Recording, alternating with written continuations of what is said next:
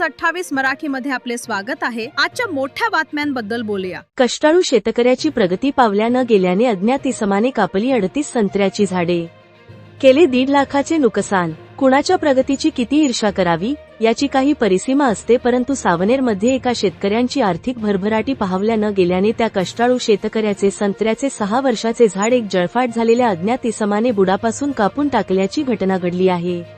प्रकाश बांबल 54 राहणार ward number 8 Bhagat layout असे पीडित शेतकऱ्याचे नाव आहे। हे बांबल कुटुंब कष्टाळू आहे।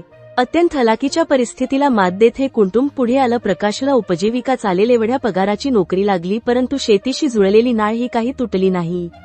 प्रकाश बांबलचे शेत हे सावनेर पांढुर्णा रोडवर 3 एकर शेतजमीन आहे। त्या शेतीच्या काही भागात 5 वर्षांपूर्वी 200 संत्र्याची झाडे लावली होती। दिनांक 14 एप्रिल 2026 रोजी सायंकाळी 7च्या सुमारास प्रकाश आपल्या संत्र्याच्या झाडाला पाणी बोलून घरी परत आला होता। त्याची ड्युटी असल्याने तो रात्रपाळीसाठी कामावर गेला होता। दुसऱ्या दिवशी सकाळी त्याचा लहान भाऊ अनंता बांबल हा शेतात गेला असता त्याला शेतातील संत्र्याची 38 झाडे कापून ऊन असल्याचे दिसले। त्यांनी आपल्या मोठा भाऊ प्रकाश बांबला याची फोनद्वारे माहिती दिली।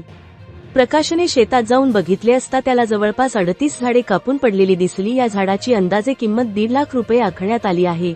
याची तक्रार प्रकाशने सावनेर पोलिसात नोंदवली असून सावनेर पोलिसांनी अज्ञात इसमाविरोधात गुन्हा नोंदविला असून पुढील तपास सुरू आहे।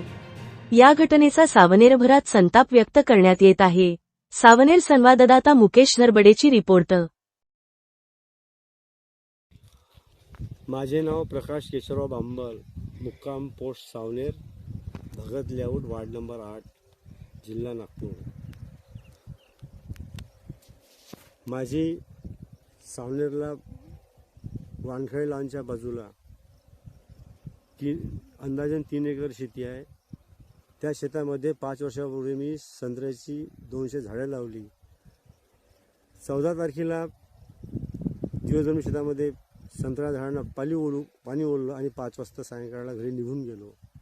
दुसऱ्या दिवशी माझे भाऊ शेतावर पाहणी करण्याकरता गेले असता त्यांना आपली बरीचशी संत्र्याची झाडे अज्ञात चोरट्यांनी कापून टाकली।